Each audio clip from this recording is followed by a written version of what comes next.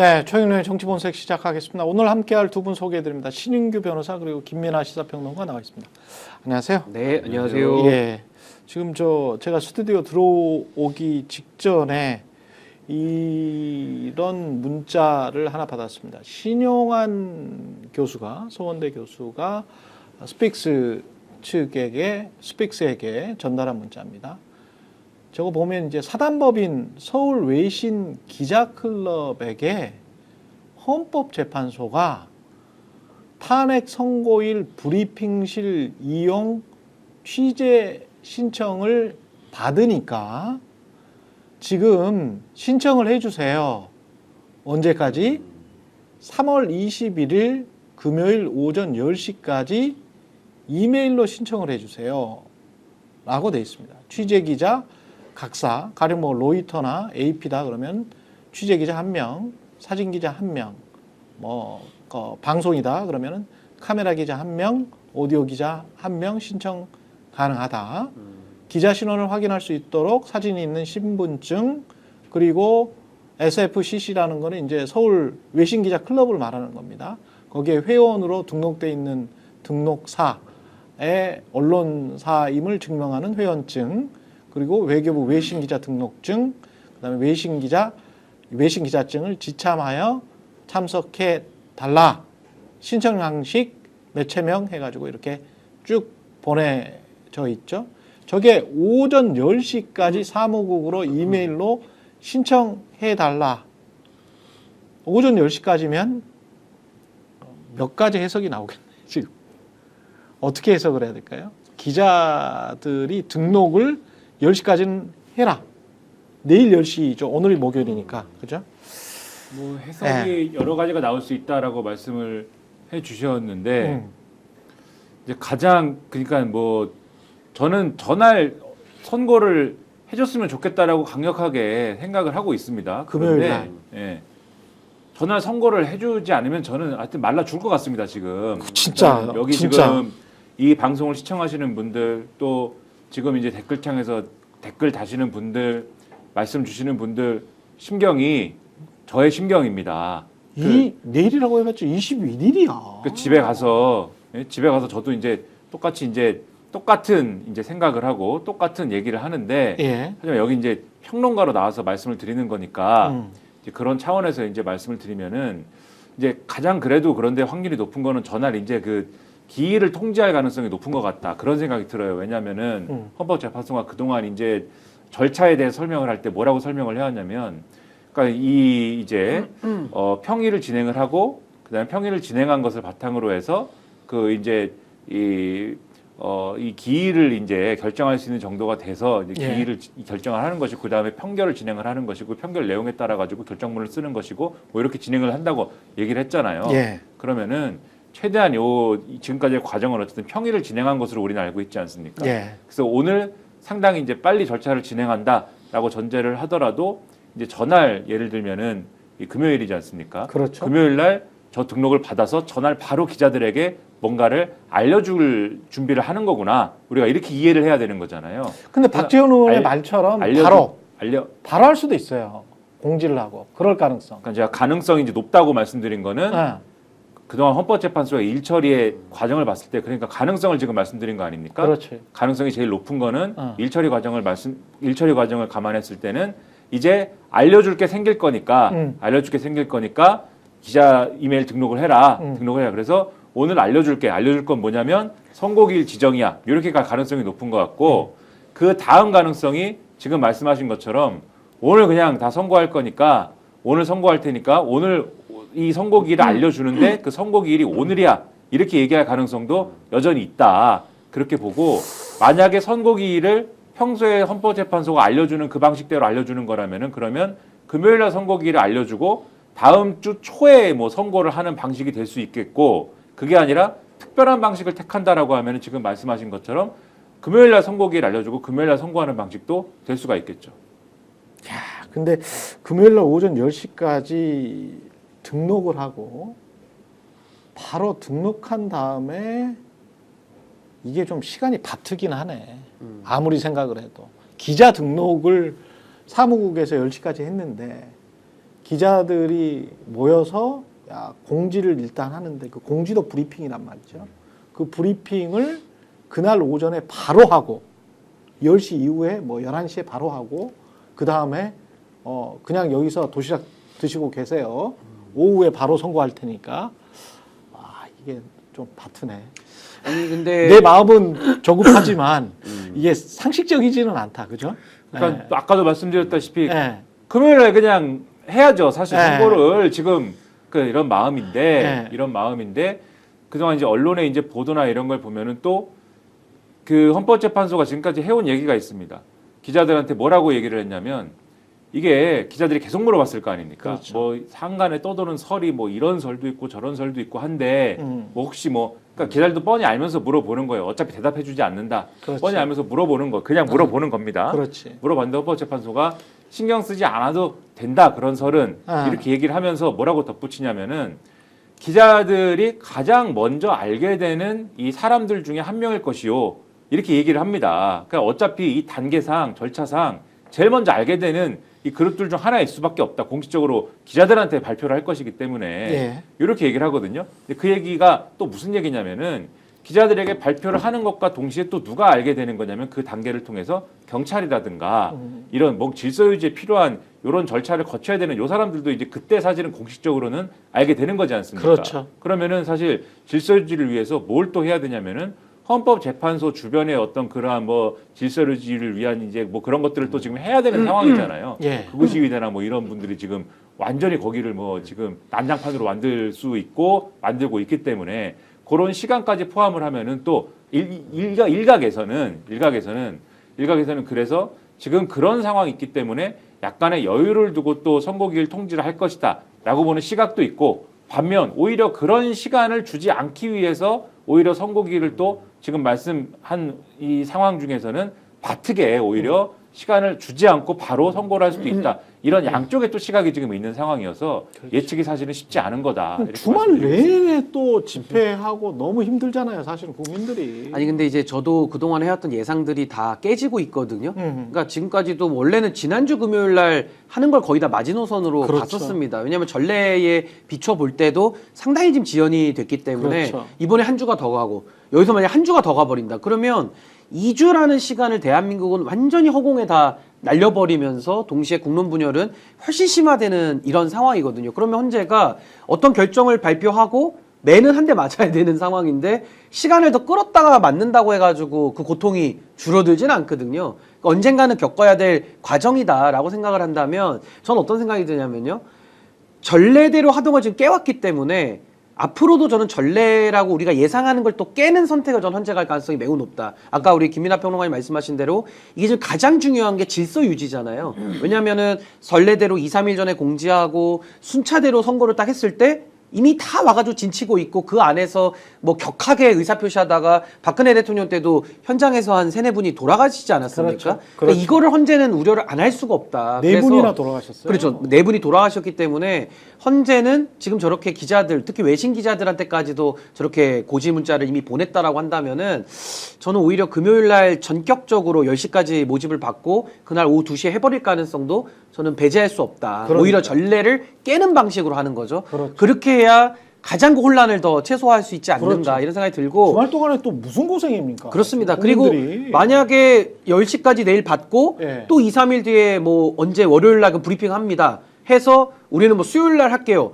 그럼 수요일 날 대한민국 난리 나는 거예요. 저기 그러니까. 서초동에서도 또 이재명 대표 선거가 있으니까 언론은 또 글로 가야 되고 또 헌재도 가야 그날이 되고. 수요일이에요? 그러니까 수요일이거든요. 이재명 대표 선거 28일이 26일, 3월 26일이죠. 3월 26일입니다. 아마 수요일일 아, 겁니다. 제 기억에는. 아, 그래요? 예, 그래서 그 부담도 있기 때문에 그러니까 이재명 대표 선거를 정치적으로 고려할 이유는 전혀 없어요. 근데 그러네. 현실적으로 아주 큰 뉴스를 동시에 두 개를 다 내기는 이것도 부담이기 때문에 그러면은 또 다음 주 금요일까지 또 무리하게 일주일을 또 끌어야 되는 거거든요. 그렇지. 그래서 저는 헌재가 그렇게 하는 게 맞고요. 그래서 저는 내일 금요일 날 전 전격적으로 선고할 가능성이 오히려 저는 더 상대적으로 더 높다. 저 그렇게 좀 생각을 방금 그 보니까 저 그런 생각이 들더라고요. 이런 가운데 오늘 지금 큰 뉴스들이 굉장히 많이 터졌네요. 이 뉴스도 이제 굉장히 우리가 그래도 가뭄에 조금 그래도 단비가 조금 내려서 혓바닥 조금 내고 아이고 물 조금 비를 조금 이거 달다라고 하면서 단비를 조금 촉촉하게 혀에라도 적실 수 있는 그런 소식이었어요, 사실. SFC에 이렇게 외신 기자 클럽에 통보를 한 거는 그런 이야기였고, 두 번째는 지금 이재명 대표의 행보가 사뭇 흥미로운데, 물론 이제 예고 기사가 나가긴 나갔었어. 이재용 삼성그룹 회장을 만난다라는 예고 기사가 있긴 있었는데 오늘 만났더라고요. 근데 이게 그 사진이 주는 의미가 상당히 클 것 같습니다. 저는 아까 이재명 대표가 이재용 그 삼성전자 회장하고 만나는 장면, 딱 만나는 모습에서 이거 굉장히 보수가 더 어려워지겠구나라는 생각을 좀 직감적으로 했고, 전 이재용 회장의 반응을 좀 유심히 봤었는데 굉장히 좀 예우를 다하는 듯한 그런 사진의 모양이었어요. 말 그대로 고개를 숙여가지고 상당한 예의를 갖추는 모습이고, 또 이재명 대표가 어쨌든 유력한 대선 주자로서 기업인을 만나서 좀 당당한 모습을 보여줬기 때문에, 그러면서 메시지가 기업이 잘 돼야 나라가 잘 된다. 거의 보수 진영에서 내는 그 메시지를 지금 이재명 대표가 계속 내고 있기 때문에 앞으로는 이 법치의 문제 그리고 경제의 영역 이런 것들을 다 이재명 대표가 거의 잠식해 나감으로써 사실은 뭐 어제도 이재명 대표 뭐 말 가지고 뭐 많은 언론에서 때리고 하지 않았습니까? 뭐 몸 조심해라. 이제 이런 식의 비판 기사가 거의 때릴 수 없는 지경으로 지금 가고 있다. 그러니까 샌드백이 너무 커지는 거죠. 가장 큰 게 사실은 보수의 가장 큰 아성이었던 게 친기업이라는 이미지였거든요. 경제. 근데 이제 그거를 먹어버리겠다라는 거예요. 그러니까 지금 상황이 사실 저는 뭐 늘 말씀드리지만은 이념적으로 뭐 좌파다 이러고 다니는 사람이기 때문에 그래서 뭐 친기업적인 것만 가지고 어떻게 나라를 뭐 다스리겠느냐 이런 게 분명히 있습니다. 그런데 요즘에 이제 이 해외 정세 이런 걸 다 포괄해서 보면은 지금 기업에 대한 국가의 역할이라는 게 지금은 필수적으로 있을 수밖에 없습니다. 그러니까 이거 지금 뭐 만난 이 지금 이제 이 장소에 이제 지금 명분이라는 게 청년 일자리 뭐 창출해야 된다 뭐 이런 간담회인 거거든요. 그렇죠. 그 청년 일자리를 우리나라에 어떤 기업이 어떤 방식으로 창출한다에 있어서 삼성이 해야지 누가 하겠습니까? 사실 이런 문제에 있어서는 이게 상징적인 거죠. 그렇죠.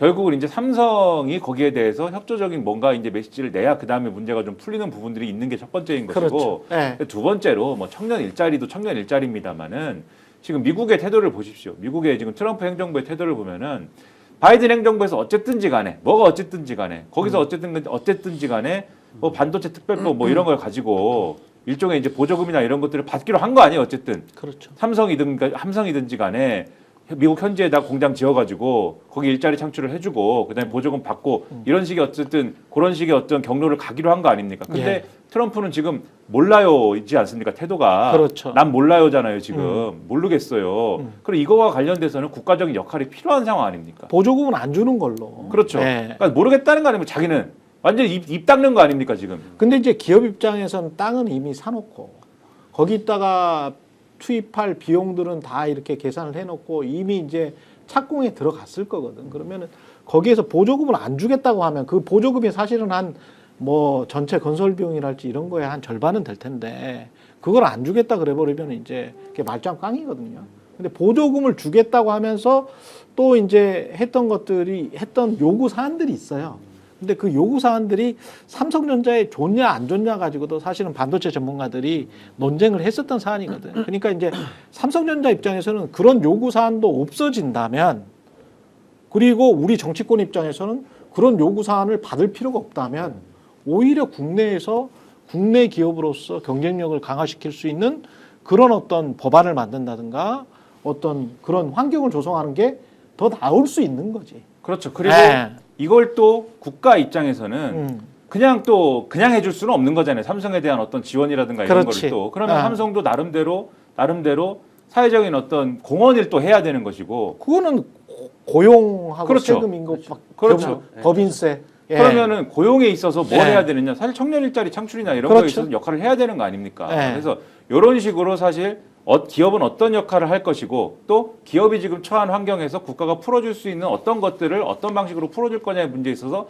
어떻게 요거를 맞춰 나가느냐 이런 거를 좀 책임 있게 어떻게 해나가느냐를 보여줘야 되는 거거든요. 그렇죠. 그게 뭐 나중에 가서 디테일을 어떻게 맞춰 나가느냐에 있어서는 상당히 여러 가지의 쟁점이 있을 걸로 보입니다만은 어쨌든 그 청사진, 얼개 이런 것들은 예상할 수 있는 범주 내에서 보여줘야 되는 필요가 있는 거 아니겠습니까? 그렇죠. 사실 오늘 그런 거를 이제 보여줄 수 있는 어떤 이 단초 이런 것들을 좀 가져 나가는 거죠. 그래서 그런 거에서 상당한 의미가 있는 그런 것들을 보여주고 있는 거고 아까 말씀하셨듯이 원래는 이런 얘기를 보수가 좀 풀어나가야 되는 건데 보수가 뭐 내란이나 일으키고 그리고 그런 내란 일으킨 거에 대해서 지금도 뭐 무조건 잘했다라고 하고 이건 죄가 안 된다라고 하고 헛소리만 계속 하지 않습니까? 그러니까 지금 민주당이 이 부분에 있어서 이렇게 치고 나갈 수 있는 환경을 자기들이 자초한 거거든요. 예. 그러니까 이런 것에 대해서 자신들이 가지고 있는 이 청사진이라든가 그런 걸로 반격할 생각을 하지 않고 퇴행을 하고 있기 때문에 이런 것에 있어서는 제가 볼 때는 앞으로도 국민의힘은 희망이 없다는 걸 보여주고 있는 거다 이런 겁니다. 계속 몰리고 있습니다. 계속 몰리고 있고요.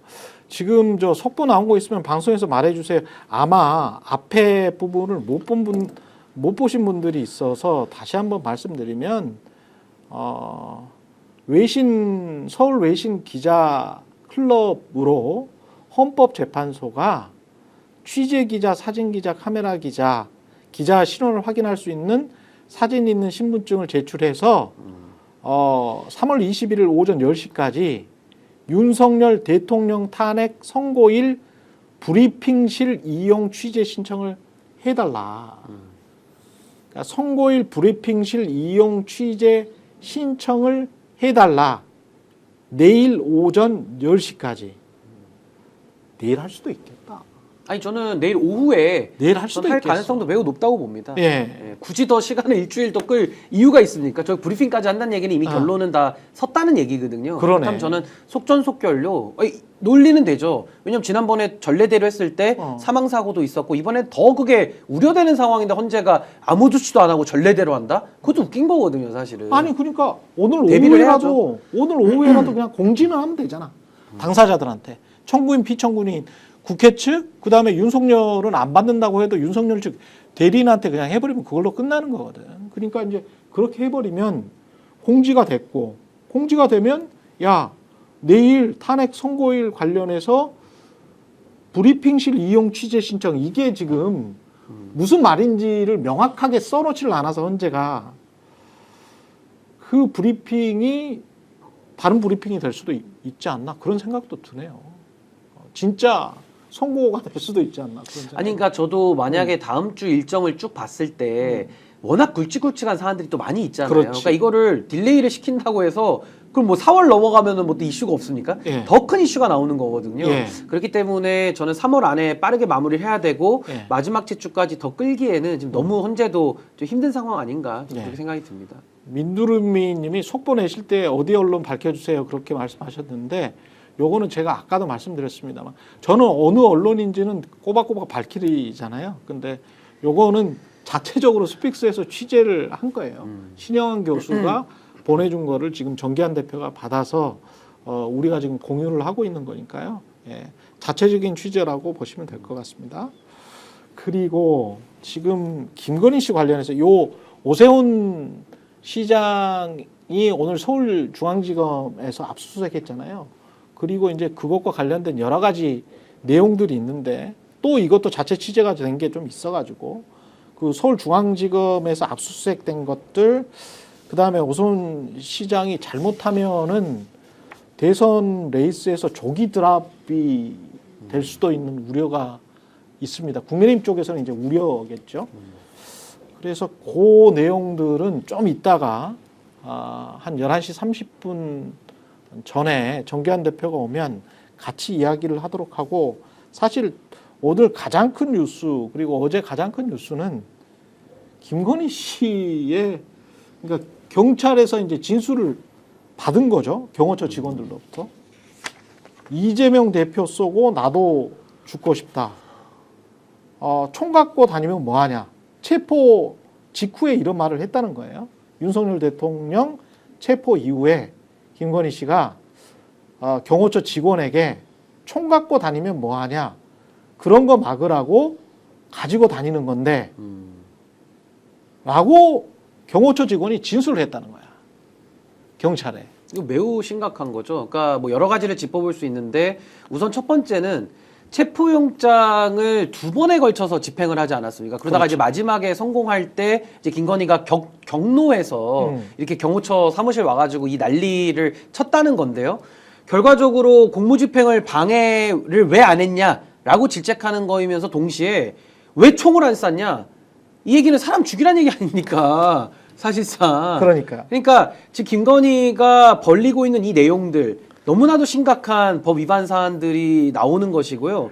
더 중요한 거는 대통령조차도 직무가 정지돼가지고 제한적인 경우만 받는 상황인데 그조차도 인식하지 못하면서 가가지고 적극적인 왜 니들이 가서 막지 않았냐. 이 얘기는 본인에게 무슨 마치 실권이 있었던 것처럼 김건희가 그동안에도 행동해온 거 아닌가? 라는 그 좀 잔영이 보이는 그런 장면입니다. 그리고 멘트 자체도 예. 뭐 이재명 대표도 쏘고 나도 죽고 싶다? 뭐 이런 식의 멘트들이 확실히 있으니까 결국에는 지금 영장에도 이 내용들이 지금 기재가 됐다는 거거든요. 그렇죠. 어떻게든 직간접적으로 확인이 된 겁니다. 예. 너무나도 참 충격적이고 참 김건희라는 이 한 사람 때문에 이 나라가 완전히 쑥대밭이 된 것을 저는 이 발언으로도 또 한 번 확인하시지 않았나. 좀 충격적인 내용이죠, 사실은.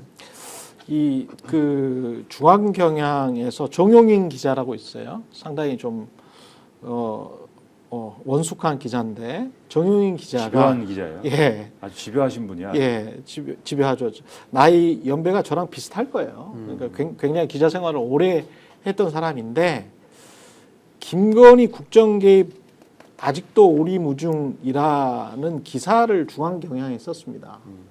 그런데 이거는 뭐 누구 뭐 어디에서 막 익명으로 전해 들은 게 아니고 김건희의 아주 가까운 지인으로부터 이 이야기를 쭉 김건희가 어떤 식으로 행동을 해왔는지 그거를 쭉 증언을 받았더라고요. 그런데 여기에 이런 기사에 이런 대목이 있습니다. 중앙경향 참조하시면 되고요. 정용인 기자의 김건희 국정 개입 아직도 오리무중. 요것도 이제 제대로 수사를 해야 된다라는 이야기죠. 근데 주간경향이 지금 김건희 여사와 지속적인 관계를 유지해온 지인을 접촉을 했는데 그 사람은 윤석열 대통령과 김건희 씨의 관계를 맥베스 부인 햄릿의 맥베스가 나중에 파면하죠. 근데 맥베스는 윤석열이고 맥베스를 파면로 이르게 하는 맥베스 부인으로 김건희 여사를 지목을 했다는 것이고 이런 이야기를 했네요. 대통령실은 여사가 다 장악하고 있었던 것이 사실이다. 특히 여사가 관심 갖는 건 100% 여사 위주로 돌아간다. 그래서 많이 싸웠다. 왜 삼청동 안가에서 개업 모의를 했겠냐. 한남동이 아니고 여사가 알면 이래라 저래라 코치하는 것이 듣기 싫으니까. 윤석열 대통령이 열받아 나가서 새벽 3시까지 술 마시다 들어간 적도 있다. 이런 이야기. 우리가 사실 이제 의혹으로 알고 있었던 이야기들. 그리고 사실은 이 내용도 정영인 기자도 잘 알겠지만 대통령실 출입 기자들 그래서 제가 몇 달 전에도 굉장히 나무랐었잖아요. 대통령실 출입 기자들은 이거 다 알고 있었거든. 이제야 이제 그 대통령실 출입 기자들과 전혀 무관한 주간지 기자가 이런 거를 쓴다는 게 이런 것도 좀 문제라고 봐요, 사실은. 예. 우리가 여기에서 이야기했던 것들, 누차 지적해 왔던 것들이 다 사실로 드러나고 있는 거죠, 이게 지금 사실은. 예, 단순한 의혹이 아니고. 그러니까 김건희의 국정 개입 뭐 상황 논란은 이제 다 정리가 끝난 것 같고요. 그렇죠. 녹취까지 다 나와버렸으니까요. 근데 지금 뭐 여러 가지 그런 둘 사이만에 있었던 일들을 우리가 밖에서는 알 수 없었지만은 그렇죠. 뭐 말씀하신 대로 경호처 직원들이라든지 뭐 대통령실 출입하는 기자들은 그 정보에 접근을 늘 했었을 테니까 이제 그런 내용들까지도 이제 사후적으로 보강이 되면서 이제 모든 그 만악의 근원이라 그러죠. 그게 이제 김건희로 수렴이 되고 뭐 과거에도 이채양명주라고 해가지고 우리가 뭐 이제 공짜까지 넣어서 이채양명 공주라고 하는 이 6대 의혹도 사실 다 화살표가 어디로 향하고 있냐면은 다 김건희를 향해 가고 있었거든요. 그렇죠. 근데 수사가 안 됐을 뿐이라서 아마 이 부분은 우리가 추론했던 것들이 거의 사실로 맞아 들어가고 있다라고 말해도 될 것 같습니다. 그러니까 이게 이 문제가 그러니까 만약에 이제 김건희 씨가 아무런 뭐 역할을 한 게 없다 이 정권에서 그냥 조용히 그냥 대통령의 배우자로서 그냥 조용히 그냥 살았다라고 하면 그러니까 아니죠. 그러니까 아닌 걸 아니까 지금 말씀드리는 겁니다. 또 이제 오해가 있을까봐 예. 아니니까 이제 이 전제를 가지고 말씀드리는 거예요. 아니라고 말씀드렸습니다. 예. 아무 일도 하지 않고 정말 그 대통령의 배우자로만 살았으면은 지금 자기 남편이 잡혀가는 마당에 자기 남편이 막 체포가 돼갖고 잡혀가잖아요. 그렇죠. 그럼 뭐 경호처 사람한테 총이라도 쏘지 그랬어. 뭐 그렇게 얘기할 수도 있다고 봐요. 열받아가지고. 예? 그러면서 뭐 무슨 뭐 험한 말도 하고 뭐 그럴 수도 있겠죠. 예. 그게 돌발적 발언이다. 그냥 이렇게 생각하고 수사기관도 그렇고 국민들도 그렇고 뭐 그때 흥분했나 봐. 이렇게 생각하고 넘어갈 수 있는 발언일지도 모릅니다. 근데 이 발언이 정말 무섭고 섬뜩하게 느껴지는 이유는 앞서 말씀드렸잖아요. 김건희 씨가 그렇지 않았다라는 것을 다 알기 때문에 모두가 알고 있기 때문에 김건희 씨가 심지어 경호처에도 경호처 사람들이 김건희 라인 얘기를 했다는 거 아닙니까? 그리고 국정의 모든 부분에서 김건희 씨의 입김이 닿지 않은 부분이 없다라는 것을 우리가 수차례, 뭐 수십 차례 그렇죠. 계속해서 지적을 하고 계속해서 확인한 바 있지 않습니까? 그러면은 지금의 이 윤석열이 체포될 때 이 발언이 이 경호처에 있는 직원들에게 총을 왜 갖고 다니냐 이럴 때 쓰라고 가지고 다니는 거 아니냐라고 얘기했을 때 이 발언이 김건희의 발언. 예, 그냥 아무런 권한이 없는 사람이 그냥 울면서 그냥 한 맺힌 무슨 그냥 뭐 의미 없는 그냥 소리를 한 것이냐 그게 아니라 정말 어떤 그동안의 경호처의 지시를 사실상 하고 있고 할 수 있는 사람이 총을 사용하라는 어떤 의미로 지시를 한 것 같은 그러한 의미가 될 수 있는 그런 발언을 한 것으로 느껴지는 거예요. 그리고 심지어 그 뒤에 무슨 말을 한 겁니까? 이재명 대표를 쏘고 싶다. 쏘고 나도 죽고 싶다. 네, 이렇게 얘기를 한 거잖아요. 그러면 이게 구체적으로 어떤 구체적인 지시가 될 수도 있는 것이기 때문에 이런 것들이 그래서 굉장히 엄중하게 느껴지는 것이고 이런 부분에 대해서도 과연 이 발언이 그냥 지금 그렇지 않아도 과잉 충성화되어 있는 경호처 내에서 이런 발언이 그냥 김건희가 화가 났나 봐 이러고 넘어간 거냐 아니면은 구체적으로 무슨 준비를 하거나 뭐 이런 거냐도 살펴봐야 될 필요가 있다. 근데 계엄은 본인들이 윤석열 씨가 일으켰는데 이거하고 그다음에 윤석열 씨가 체포되는 거하고 사법적으로 체포되는 거하고 이재명하고 무슨 관계길래 이재명을 쏘고 나도 죽고 싶다는 거지? 그러니까 본인이 이재명이 어떤 정적이라고 생각한 건가? 본인은 정치를 하고 있고 아니 근데 이재명은 정치적으로 저는 적이다. 그들이 같은 세계관을 공유한다는 게 여기서 드러난 것이죠. 윤석열이 우기지 않았습니까? 자신이 계엄을 선포한 이유에 대해서 이 국회가 권한을 남용하고 국회가 그 종북과 그러니까 쉽게 얘기해 반국가 세력과 주권 침탈 세력이 뭘 해가지고 그거를 내가 더 이상 두고 볼 수가 없어가지고 정말 이 구국의 심정으로 뭐 계엄을 선포했다 이따 이 소리를 했는데 지금 뭐 그것의 세계관을 공유를 하는 거죠 지금. 그래서 지금 결국 사태가 이렇게 되고 그것 때문에 남편이 잡혀가게 된 이유를 지금 야당에게서 지금 찾고 있는 그런 심리를 지금 거기서도 투영한 거 아닙니까? 그러니까 말도 안 되는 그 세계관을 그 배우자라고 하는 김건희도 똑같이 지금 주장을 하고 있다라는 게 드러나는 거고. 근데 이걸 세상에 경호처 직원한테. 그렇죠. 그러면은 저런 얘기를 김건희라는 사람이 제가 알기로 전화를 걸고 뭐 메시지를 보내고 이런 거를 굉장히 좋아하는 사람으로 알고 있는데 예. 저런 식의 얘기를 경호처 사람에게만 했겠습니까? 여러 군데다가 했을 거 아닙니까? 그리고 지금도 할지도 모르고. 경호처 직원 공무원이에요.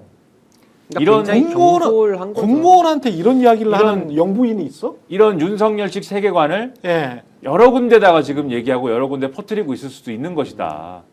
아니 그러니까 그 공동의 적으로 이재명, 한동훈 이해가 되죠. 그러니까 무슨 말이냐면 윤석열과 김건희가 뭐 이견은 있겠습니다만은 둘의 공통의 이익은 결과적으로 정권만 더 연장시키거나 뭔가 본인들의 권력만 지위를 더 유지시키면 다른 문제는 아무것도 없지 않습니까? 왜냐하면 이미 검찰도 장악했고 경찰도 장악했고 경호처 다 말 잘 듣는 딸랑이들 만들어놨는데 그렇죠. 저 둘에게 유일하게 눈엣 가시 같은 사람들이 당 내에서는 한동훈이고 그 반대를 하니까요. 그렇죠. 그리고 전체적인 판에서도 생각해 보십시오. 이재명 대표만 없으면은 정권 재창출하는데 아무 지장 없어요. 아니, 민주당에서 그 다음으로 지금 이재명 대표 빼고 이 정권을 만들 수 있는 사람이 있습니까? 없잖아요. 그러니까 당연히 윤석열과 김건희의 관점을 우리가 내재적으로 접근해 본다면은 예. 눈엣 가신 거죠. 본인들의 이익을 유지하지 못하게 만드는 눈엣 가시가 이재명 대표 아닌가. 근데 그걸 가지고 이렇게 뭐 총을 사용해서 뭐 어떻게 저렇게 한다? 입에 담기도 어려운 말을 가서 늘공들 앞에서 한다는 것 자체가 그러니까. 너무 무식하거나 아니면 너무나도 과도한 나르시시즘적 그 자신감이죠. 내가 이런 말 맘대로 하고 다녀도 뭐 나는 무사할 거야 라는 완전히 거의 미치광이 전략 아니냐 그런 생각이 듭니다. 그리고 우리가 또 하나 짚어 봐야 될 건 이게 이제 법적으로들은 문제가 될 것 같은 게 윤석열 씨는 대통령이었고 그다음에 윤석열 씨도 야 총이라도 안 되면 총기라도 써라라는 말을 했었고 총이 안 되면 칼이라도 쓰면 안 되겠냐? 이런 이야기를 했다는 경호처 직원의 진술이 있었거든요. 그러니까 이제 부부가 똑같은 메시지를 사람들이죠. 체포 직전과 체포 직후에 했다는 이야기야. 그러면 이거는 부부가 쌍으로 특수 공무집행 방해를 한 거 아닌가. 법적으로는 그런 생각이 들거든요. 아니 그 교사도 되고요. 네. 특수공무집행방해 교사도 교사가 되지만은 되는 거잖아요. 살인죄의 교사도 될 것 같아요. 총이니까. 아니, 총이나 칼을 쓰면 당연히 죽죠 사람이. 특히 총인데 이게 뭐 총을 맞아서 뭐 안 죽는 부위가 있습니까?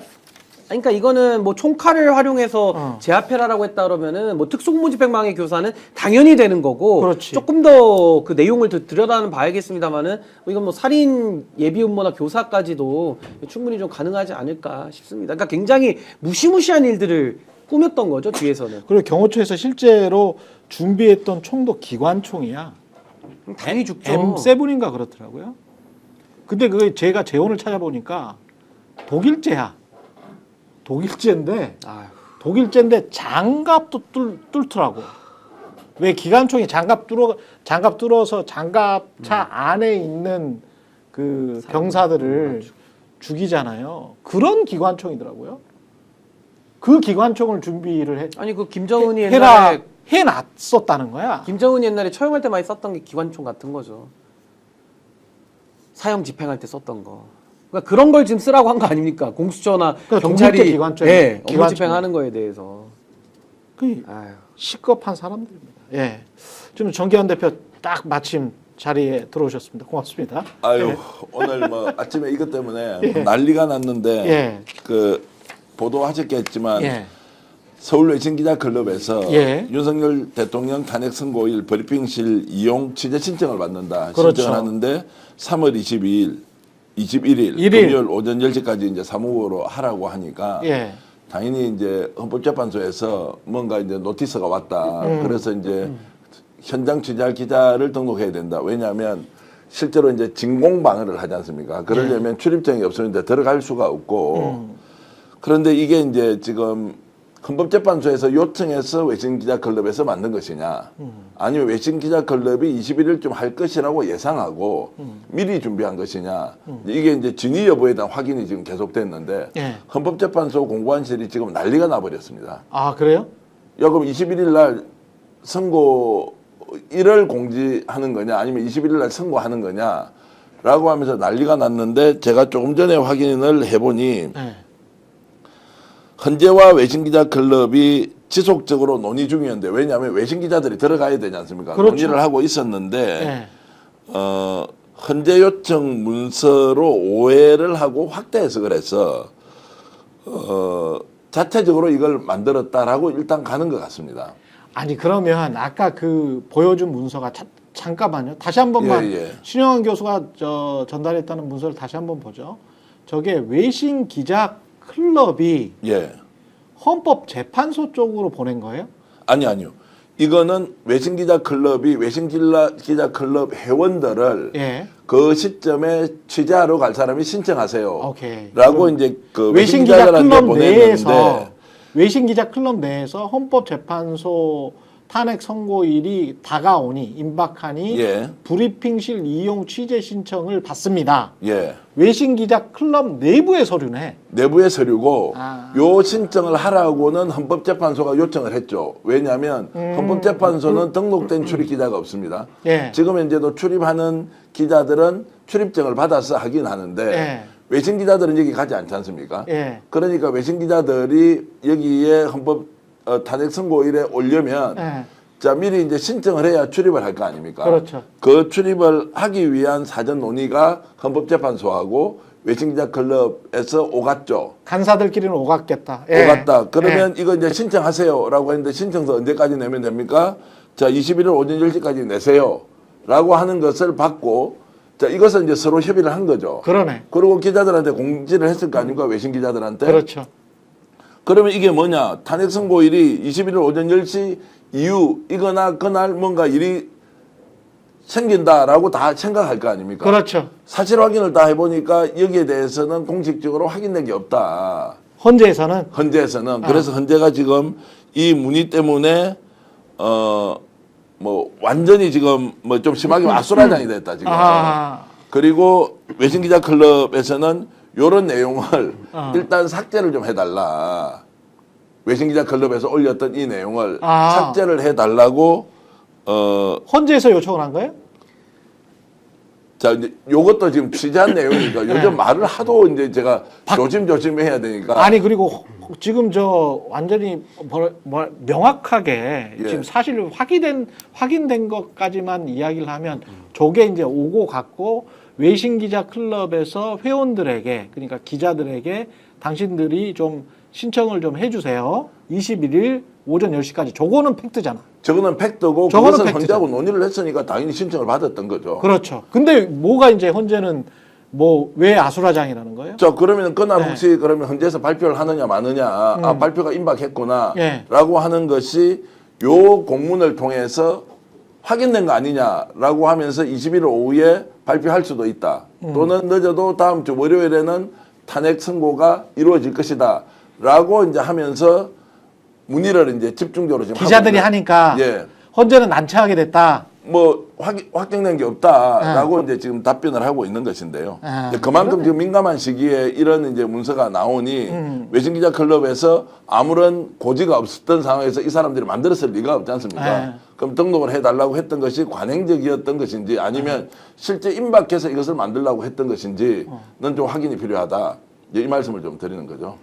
근데 우리가 그러니까 말씀드렸던 사안에 있어서 팩트가 틀린 건 없네. 예. 틀린 건 없고 다만 외신 기자 클럽에서 외신 기자들에게 야, 헌재랑 이렇게 말이 오고 가고 있는데 21일까지 금요일까지는 신청을 좀 너희들이 해주래라고 해서 21일까지 받고 그 다음에는 우리가 신인규 변호사와 김민아 평론가 그리고 제가 이야기했던 거는 그러면은 발표가 임박한 거 아니냐, 네. 공지가 임박한 거 아니냐, 또는 선고가 임박한 거 아닌가, 그거는 우리의 추정이니까. 근데 추정인데 그 추정을 가지고 이제 언론들에서 또 문의를 해오니 예. 헌법재판소에서 이거는 저희들이 확정된 게 아니니까요. 어떤 것도 확정된 게 아니니까 제발 이거 보도를 좀 자제해 주세요. 지금 그런 상황이란 말이에요. 네, 그래서 이제 헌재하고 논의한 내용이 취재기자 1명, 각사 네. 1명, 사진기자 1명, 카메라 기자 그렇지. 1명, 오디오 뭐 1명 해서 총 4명까지는 외신기자단에서 오면은 받겠다. 그 이제 명단하고 줘야 이제 출입증을 줄 수 있는 거 아닙니까? 그렇죠. 이제 그게 이제 21일 날 오전 10시인데 네. 조심스러워서 이렇게 이제 말씀을 드리는 거고 뭔가 임박했다라는 것은 이제 우리가 이제 알 수 있고요.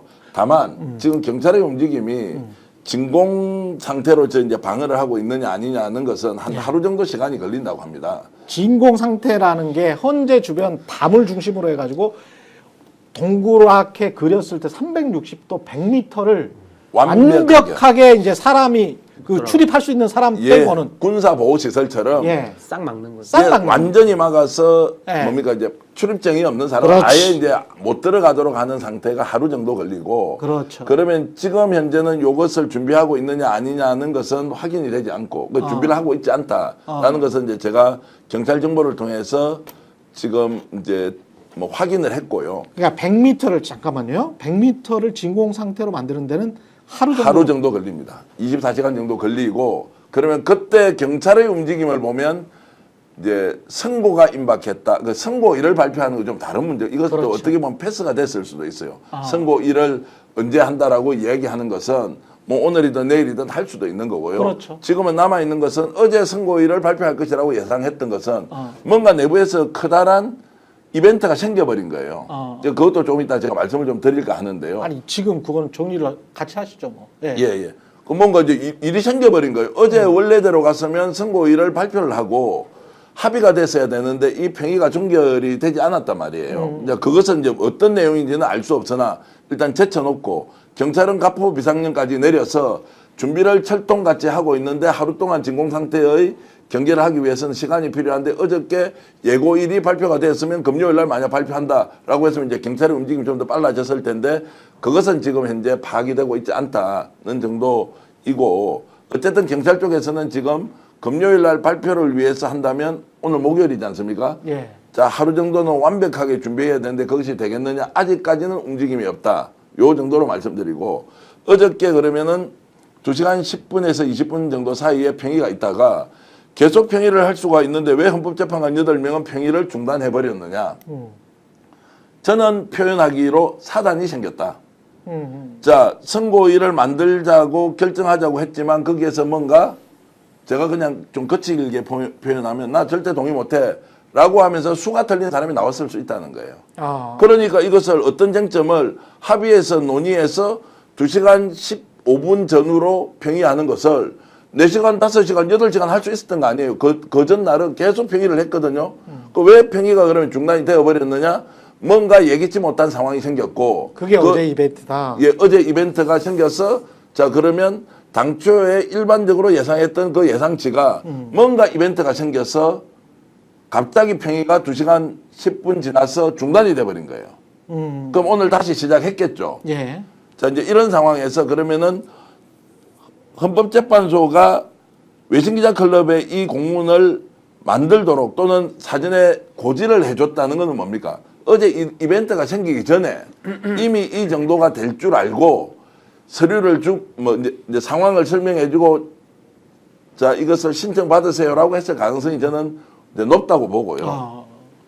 그래서 임박한 건 사실이다. 예. 그러면 지금 현재는 이제 오늘 뭔가 결정을 할 것이냐? 아니면 내일 예를 들어서 선고일을 결정할 것인가? 이것은 아무도 모른다. 그렇죠. 아무도 모른다. 예. 그러나 뭔가 상황은 생겼고 또 준비한 흔적도 충분히 발표일이 임박했다. 거기에 따른 준비가 이루어졌던 것도 사실이고 여기까지 이제 말씀드릴 수밖에 없는 게 참 안타깝기도 하고 답답하기도 한데 어쨌든 저희들이 취재한 내용은 이제 이것이다라고 여러분께 전해드립니다. 지금 뭐 한전된 팩트 가지고 그것까지 말할 수밖에 없고요. 그리고 사실은 이게 이런 상황은 또 저희가 헌재를 너무나 자극하거나 그럴 필요도 없는 것 같아요. 그게 이제 조심스러울 수밖에 없는 게 헌재 입장도 우리가 충분히 이해는 해줘야 됩니다. 헌재 입장도. 이게 그 헌재가 이렇게 양쪽으로부터 특히 이제 탄핵 반대 세력으로부터 이렇게 그 가중한 공격을 받고 있는 상황에서 어떻게 하면 사회적 갈등과 정치적인 통합을 이루어내는 어떤 결정을 아주 부드럽게 할 것인가를 가지고 그 일정과 절차와 이런 것들을 조율해가는 과정, 8대 0으로 가는 과정을 정말 최대한 부드럽게 가져가기 위한 어떤 갖가지 고육지책을 꺼내고 있는 것이라고 저는 믿고 있기 때문에 너무 헌재를 그냥 비난하지는 마시기 바랍니다. 뭐 저는 국민의 한 사람으로서 굉장히 비난합니다. 사실 이런 내용을 뭔가 알려주려도 해야지 무슨 상황이 생겼으니까 양해를 해달라든지 좀 이런 것들을 우리가 최대한 신속하게 노력하고 있으니까 조금만 기다려달라든지 이런 거 없는 상태로 이렇게 계속 막 가버리니까 네. 제가 이게 뭐 정확한 비유일지는 모르겠으나 네. 몸이 많이 아프신 분들 있잖아요. 그렇죠. 저도 가끔씩 뭐 대학병원 가고 이렇게 하는데 가면 오래 기다리거든요. 근데 가장 힘든 게 뭐냐면 내 몸이 아픈데 접수는 아침에 했는데 이유 없이 계속 기다리는 거예요. 병원에서. 그런 경우가 덜어 있어요. 그 비유가 적절하네. 그러면 환자 네. 입장에서는 보호자 입장에서는 아픈데 속이 타지. 예. 알 수도 없는데 아무런 시그널도 없고 아무런 반응도 없고 그냥 뭐 평이 중이다 뭐 언제 나올지 결정된 거 없다 그냥 이렇게만 해서 하염없이 기다리라고 하면요 정말 골병드는 그것 때문에 기다리다가 말라 죽는 거예요. 그렇지. 그러니까 저는 헌법재판소가 어려우면 어려운 거에 대해서까지도 뭔가 다 공개는 하지 않더라도 어느 정도 가이드라인은 주면서 할 필요가 있다. 근데 지금까지 그런 거 전혀 없이 그냥 하세월로만 이걸 계속 끌어왔기 때문에 그렇지. 그럼 전례와도 좀 달라지고 있으면은 왜 과거 박근혜 대통령 탄핵 때까지는 2주 안에 냈었는데 선고 결과를 예. 이번에 못 내면 그 못 내는 상황 정도는 어느 정도는 좀 시그널을 예측 가능하게 해줘야 되는 거거든요. 그렇죠. 그래야 국민들이 잠깐 다른 일도 좀 하다가 아 고맘때쯤이겠구나 다시 또 관심을 갖지 않겠습니까? 근데 그렇죠. 이거는 내일 무슨 기우제 지내듯이 내일이냐 또 모레냐 어떻게 될 거냐 이거를 지금 몇 주째 소비를 하고 있는 거예요. 그러면 이때는 헌재가 책임이 있는 겁니다. 사실은 본인들이 그럼 결정을 빨리 내려야죠. 내려야 되는 건데 뭐 내부에서 뭐 이견이 있든 없든 그 우리가 알 수 있는 일이 아니고 본인들이 조율을 해서 결국은 이 모든 사회적 갈등을 최종적으로 해결할 권한과 책임이 있는 곳인데 전 이런 식으로 정말 해야 되는가 이러니까 아까도 저 보여주셨던 문서는 뭐 헌재와 뭐 내부적인 뭐 그런 소통은 있었을지는 모르겠으나 그냥 오피셜한 헌재가 보낸 무슨 공문이나 이런 거는 아닌 거잖아요. 네, 예. 결과적으로 보면 그러니까 이게 참 앞으로도 참 걱정입니다. 이거를 계속 이런 식으로 헌재는 마냥 그냥 기다리라는 식으로 갈 것인지 전 이런 식의 업무 처리 방식은 너무 이건 좀 바르지 않은 것 같아요. 제가 볼 때는. 근데 외신기자 클럽 같은 데서 헌재에서 공문 없이 구두로 이야기하는데 이걸 만들 수 있습니까? 요런 거를 만들 수 있냐고요? 아니요. 안 됩니다. 아니요. 외신기자 클럽은 언론사하고 달라가지고요. 예. 국내에서 해외에서 파견한 특파원들의 모임이 외신기자 클럽이에요.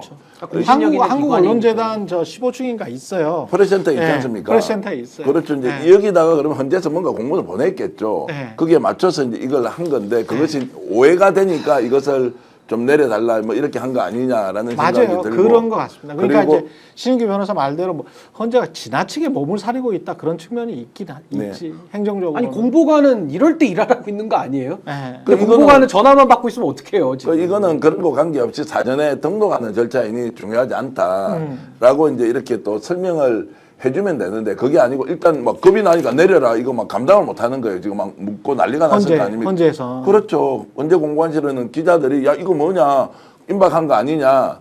그러니까 확정된 게 없는 건 알겠는데 이제 이런 과정 하나하나가 헌법재판소가 실제로 대국민 서비스를 지금 어떻게 하고 있느냐.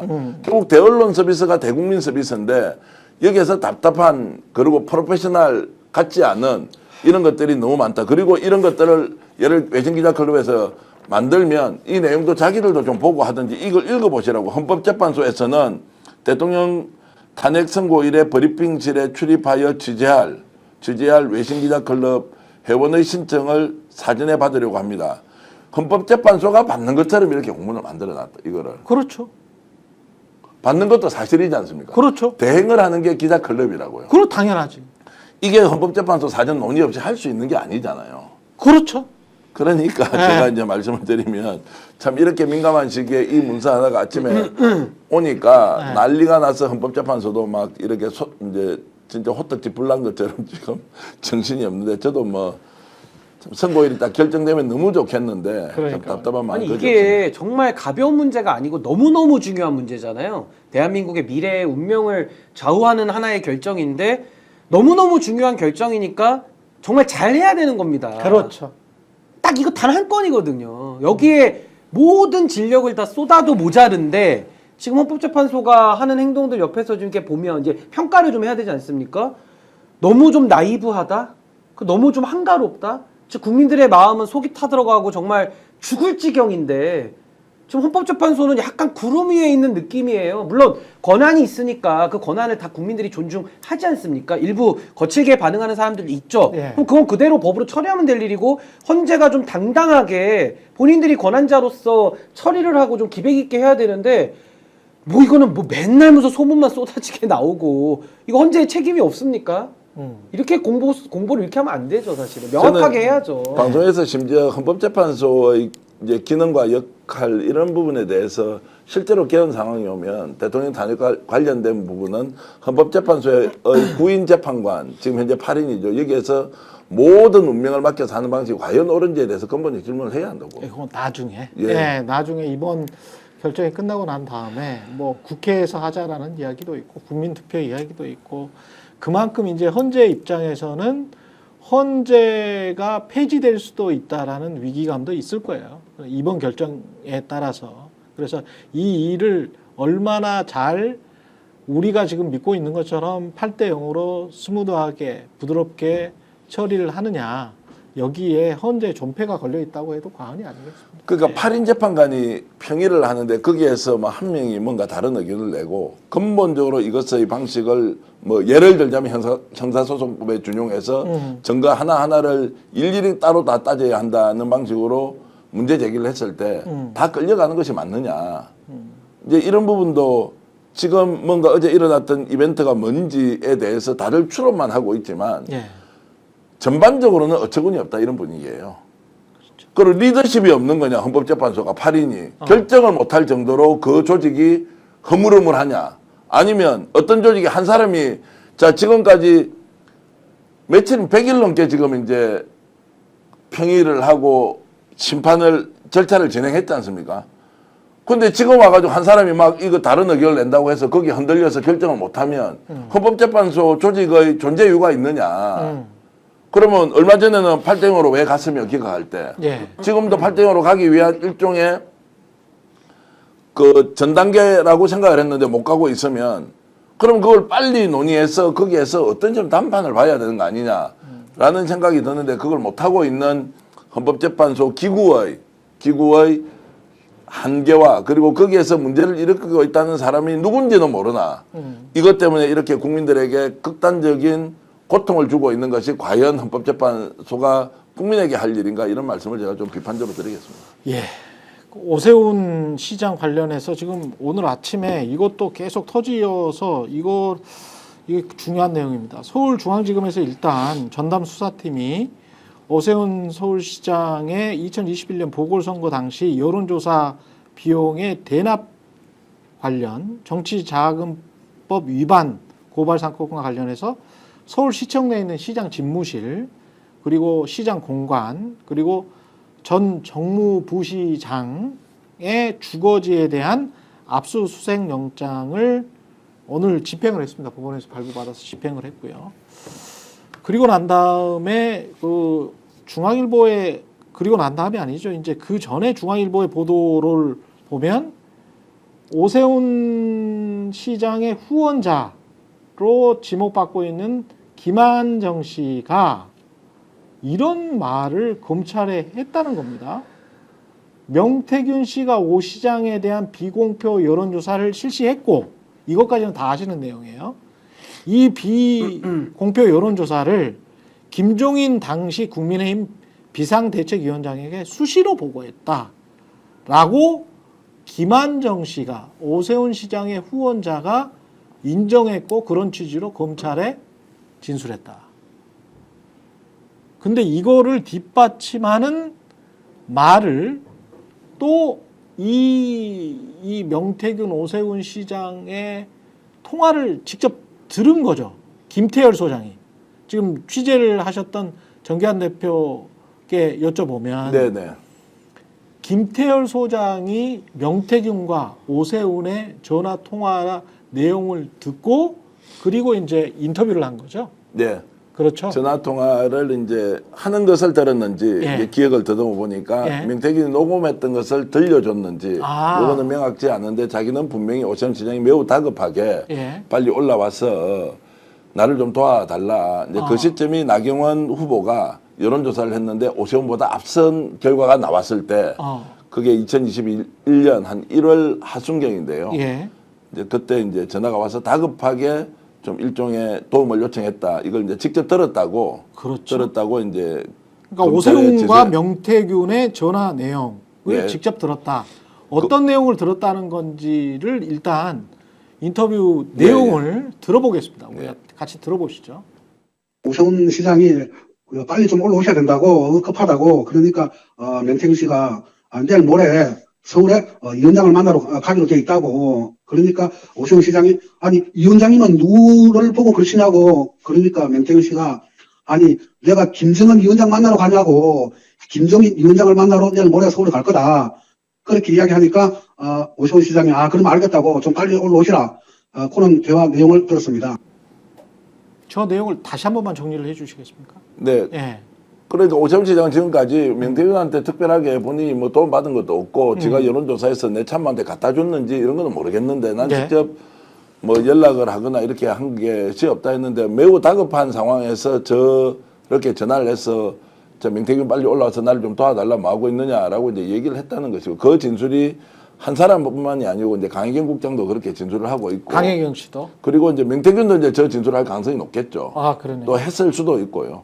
그랬을 때 명태균은 직접 오세훈으로부터 전화를 받은 당사자네요. 이렇게 당사자 되면. 본인은 여러 차례 받았다고 했고 그건 말고도 있다고 했는데 그것은 공개가 되지 않았지만 예. 자, 저게 이제 중요한 것은 3,300만 원을 김한중 회장이 왜 그러면 강혜경이나 밀양국 용소에 줬느냐. 네. 그 여론조사 대가인데 그 여론조사 대가를 지급하기 위해서는 그 전에 뭔가 논의가 있을 거 아니야. 그렇지. 그럼 오 시장과 명태균의 관계가 있고 그 사이에 강철은 지금 현재 서울 부시장과 밀접한 관계가 있다. 그 뒤에도 강철은 이미 강철은 부시장과 또 뭐 명태균, 김태열 소장 뭐 다 또 만났다는 내용이 있는 것 같아요. 중앙지검에서 지금 압수수색 전 부시장이 강철원 부시장입니다. 맞습니다. 예, 그러니까 이 3,300만 원은 명백하게 오 시장을 위해서 쓰여진 게 맞다라고 하는 정황이 아니죠. 증거를 다 가지고 마지막에 오세훈 시장을 이제 소환하기 위해서 이제 이랬을 때 이거에 정치자금법 위반이 되느냐 안 되느냐.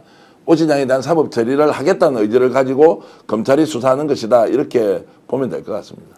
이렇게 그러니까 되면- 지금 예, 보도가 말씀하세요. 나온 걸 보면 PNR 대표를 불러가지고 물어봤더니 결국 여론조사를 실제로 이제 돌리고 하는데 PNR이 들어간 거지 않습니까? 그렇죠. PNR 대표가 얘기하기로는 내가 돌리면서 이걸 생각해 보니까 명태균 씨 측은 오세훈 시장을 위해서 일하는구나 이런 생각이 들었다 내가 이걸 하다 보니까 자기가 여론조사 돌리면서 생각해 보니까 그렇죠 그런 네. 진술을 검찰에다가 했고 그 다음에 이 여론조사를 돌릴 때 이 검찰이 보니까 명태균 씨하고 강철원 전 서울시 정무부시장이 뭐 이거는 많이 보셨을 수 있는데 그 설문지를 자기들끼리 주고받더라. 그 검찰이 그걸 확인했다는 거지 않습니까? 그러니까 일반적으로 여론조사를 돌릴 때 여론조사 내용이 그럴 거 아니에요. 오세훈 몇 퍼센트, 나경원 몇 퍼센트, 뭐 그다음에 완추수 몇 퍼센트, 뭐 이런 내용이 나오는 이런 결과가 나오게끔 하는 설문지일 거 아니에요. 그런데 그 설문지를 그 결과에 나오는 특정한 후보 중 하나인 오세훈 측하고 설문지를 돌리기 전에 왜 주고받습니까? 강철호는 완전히 오세훈의 측근이고 완전 최측. 그렇죠. 그걸 주고받는 이유가 뭡니까? 이렇게 하면 되겠습니까? 여기서 뭐 이거는 좀 빼주세요. 그래요? 이렇게 빼주고 이렇게 한 거잖아요, 지금. 사실상의 의뢰자지 뭐. 그렇죠. 네. 그러면은 그거는 뭘 위한 여론조사였습니까? 오세훈. 그렇죠. 오세훈이 잘 나오게 하기 위한 여론조사인 거잖아요. 그러면은 그러면 이거를 공짜로 해줬겠습니까? 그건 지금 말씀하신 대로 그 돈이 오간 게 있는 것이고. 돈은 김한정. 그렇죠. 그러니까는 이게 퍼즐이 딱딱 맞는 거잖아요. 그러네. 그러니까는 검찰이 오늘 압수수색하러 간 거죠. 그리고 압수수색 대상에 전 정무부시장이 그래서 들어가는 거죠. 이 내용까지 공개하면 좀 뭐 어떨지 모르겠는데 자 그러면 1월 달까지는 뭐 관례적으로 전화하면서 주고받았다. 예. 그럼 그 뒤에는 본 적도 없고 만난 적도 없다는 거 아니에요. 오세훈 측의 주장은 예, 그러면은 4월 7일 날이 선거일입니다. 예. 보궐선거 서울 부산 같이 있었죠. 예. 3월 하순쯤에 예를 들어서 강철원 부시장하고 명태균과 김태열이 여의도 모처에서 국힘 당사 옆에서 모여서 전체적으로 어떻게 상황 진행되는지를 협의했다. 거기에 조원희 그 당시의 후보 또 명태균을 만났다. 후보 단일화 논의까지 했다. 라고 하는 진술이 있다면 어떻게 됩니까? 빼박이죠. 빼박이죠. 네. 그 진술이 있습니다. 자, 진술이 있다는 것은 진술자를 취재해 보니까 그렇게 진술이 돼 있다고 제가 이제 들었을 거 아닙니까? 예, 그렇죠. 그러면 오세훈 시장 여기서 빠져나갈 수가 없는데 그 앞서 있었던 것은 돈이 3,300만 원이 무엇이다. 아까 얘기해서 급하니까 올라오라 이런 것은 뭐 정치인이 흔히 하는 이야기로 뭐 설레발이 쳤다 이러고 치더라도 그렇죠. 선거가 본격화되고 후보 단일화 과정에서 명태균이 올라와서 강철원 부시장을 만나고 그리고 거기에 김태열 소장이 동석을 했다면 그게 보궐선거 투표일 한 2주, 3주 전이에요. 2주밖에 안 돼. 그럼 그건 어떤 의미입니까? 그래서 명태균이 지금 이렇게 흥분하면서 오세훈은 저거 진짜 문제가 많다고 하는 이유는 사실관계는 확인하고 거기에 대해서 진실 여부는 다투어 보면 좋은데 사실관계 전체를 부정하면서 나는 명태균 사기꾼이야 몰라. 돈 준 것도 왜 몰라? 나 몰라. 그렇게 하니까 지금 3월 하순경에 누가 어떤 장소에서 어떤 내용으로 얘기했는지가 수사에서 이미 정리가 된 것 같습니다. 그것을 보고 압수수색을 오늘 진행한 것이다. 그래서 거짓말 너무 많이 시키고 있다. 오 시장과 강철원 부시장이. 그래서 강철원 부시장도 엄청 놀라고 있을 것이다 라는 추측이 가능합니다. 근데 제가 요 구조를 한번 저는 설명드리고 싶은데요. 예. 결과적으로 대납이라는 것과 조작, 거래 요 세 가지로 다 이루어져 있습니다. 대납은 뭐냐면요. 뭐 오세훈 케이스든 이준석 케이스든 홍준표 케이스든 해당 정치인이 돈을 낸 적은 없어요. 단 한 번도 돈을 정치인이 내진 않습니다. 누군가 대납을 합니다. 그렇죠. 근데 그 누군가는 명태균과 가까운 누군가죠, 항상. 그래서 명태균은 권력자에 대해 가지고 권력 채권을 가지고 그 권력자를 조율할 힘을 가지는 겁니다. 그러면서 조작을 하죠. 여론조사를 조작을 해서 뭐 어떤 거는 완전 가라로도 하고 또 어떤 거는 일부 체크해 보려고 진짜로도 하기도 합니다. 그러니까 이거는 여론조사를 본인들의 그 선거 전략 차원에서 조작의 수법을 섞죠. 그렇게 해서 조작이 하나가 들어가고 마지막은 거래가 반드시 뒤따릅니다. 이 거래가 뭐냐면은 명태균은 해당 정치인들의 이득을 받기 때문에 사실상 목줄을 쥐고 있는 거예요. 그럼. 권력 채권을 가지고 그 사람들이 가지고 있는 권한을 가지고 돈을 낸 사람들 또는 명태균이 자기 민원을 갖다가 해결하도록 만드는 거죠. 그게 뭐냐면은 오세훈 시장은 그 김한정 씨라고 하는 사람 결국에는 공정과 상생 이사들 5명 왜 다 서울시 산하 이사로 왜 들어갑니까? 요거 설명을 좀 해야 돼요. 왜 그 돈 낸 사람들의 이사들이 왜 서울시 이사로 다 가냐고요. 이 궁금하잖아요. 이거 해명이 돼야 되고 홍준표 시장도 돈 대신했다라는 그 최땡땡이나 이런 사람들 있잖아요.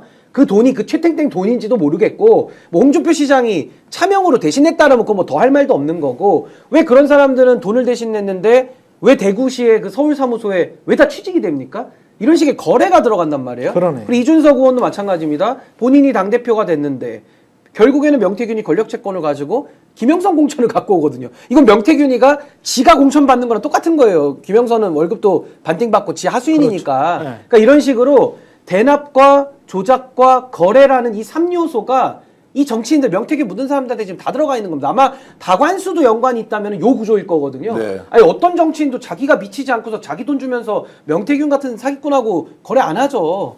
그러니까 이런 부분들이 저는 정말 이 대납과 조작과 거래라는 이 세 부분이 저는 반드시 좀 다 밝혀져야 된다. 실제 제가 취재를 해보면 오세훈 시장과 관련된 것은 금원의 규모는 제일 작은 것 같아요.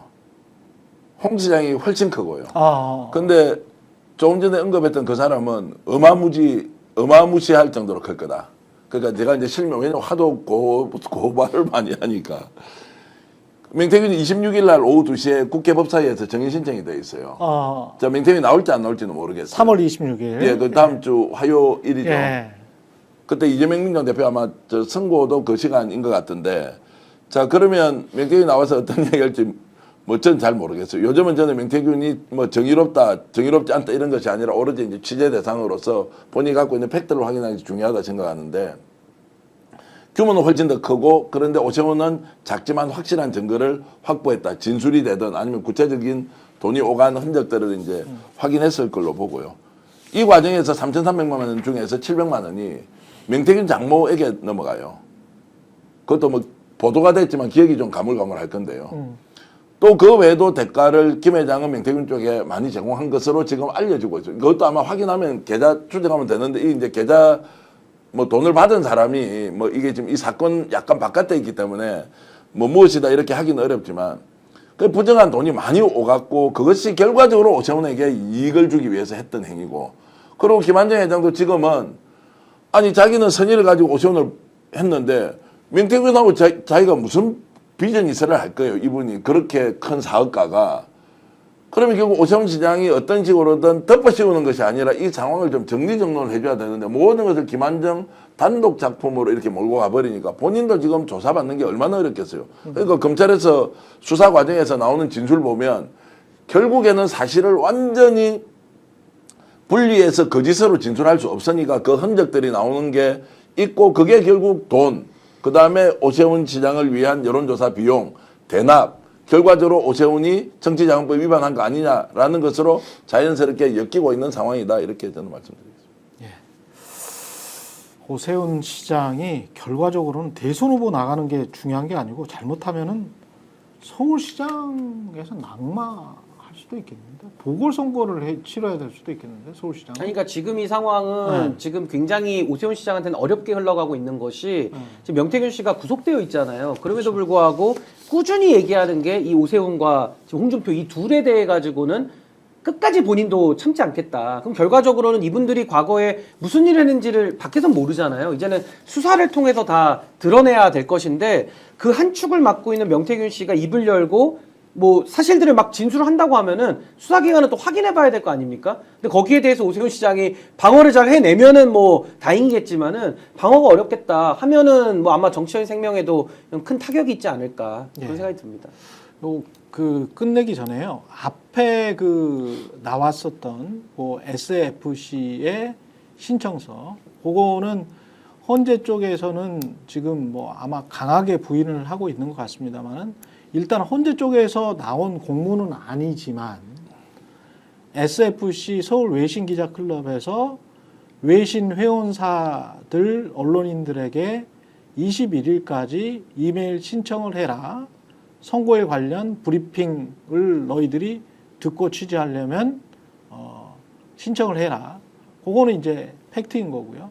그 다음에 이런 보도가 나가고 하니까 헌재에서 이야기하는 거는 이것이 꼭 선거일이 그날이나 임박했다는 거를 의미하는 거는 아니기 때문에 이게 헌재에서 나간 공문은 아닙니다. 라고 지금 말하고 있을 뿐입니다. 그래서 그거를 헛갈리실 필요도 없지만 또 제 경험상 헌재와 이야기를 하지 않고 외신 기자 클럽에서 SFC에서 21일까지 이메일로 신청받습니다라고 이야기를 그 회원사들에게 공문을 보냈다. 이것도 말이 안 돼요. 헌재와 연락을 취하지 않고 21일까지 회원사의 언론인들은 신청을 좀 해주세요 라고 공문을 보냈다. 이것도 역시 말이 안 됩니다. 그렇기 때문에 헌재가 지금 하는 거는 아마 다급하게 요걸 확정 지으려는 또는 이게 혹시 또 희망 섞인 어떤 추정이 나가는 거를 좀 방지하려는, 그래서 이제 혼란을 방지하려는 뭐 그런 목적인 것 같은데 여하튼 간에 국민들의 바람은 빨리 좀 결정을 해 주십사 라는 겁니다. 예. 그래서 이 공문에 나와 있는 내용으로 보면 헌재에서 요청해서 만든 것처럼 돼 있는데 그렇죠. 헌재에서는 헌재 요청이 아니다. 너희들이 알아서 만들어서 받아라. 이렇게 해서 이제 지금 문서를 정리해서 다시 배포 중이다. 뭐 이제 이렇게 얘기하니까요. 헌재에서도 사전에 외신기자 클럽과 논의를 했다는 것은 인정을 하고 있고요. 논의를 안 하고 저게 만들 수가 SF 없지 않습니까? 만들 수가 없죠. 외신 기자 클럽에서 뭐 그렇게 일을 처리할 일은 없고요. 예. 여기까지 하겠습니다. 예, 마지막 광고입니다. 비교원으로 최대 108만 원 놓치지 마시고요. 비교원 하나면 인터넷 신규 가입할 때 48만 원, 휴대폰 통신사 변경할 때 최대 30만 원이고요. 정수기 렌탈 최대 30만 원. 인터넷 성능은 뭐 거기서 거기죠. 혜택, 현금 혜택을 잘 비교하시기 바랍니다. 비교원은 23년 동안 60만 명 누적 가입자에 983억 원의 누적 현금 사은품을 지급했고요. 개인정보 보안도 철저해서 한 건의 보안 사고도 없었습니다. 8억 원 이상의 보증보험을 가입해서 한 번도 억울한 일 없도록 준비된 인터넷 비교원입니다. 인터넷, 휴대폰, 정수기 비교는 비교원에서 하시기 바랍니다.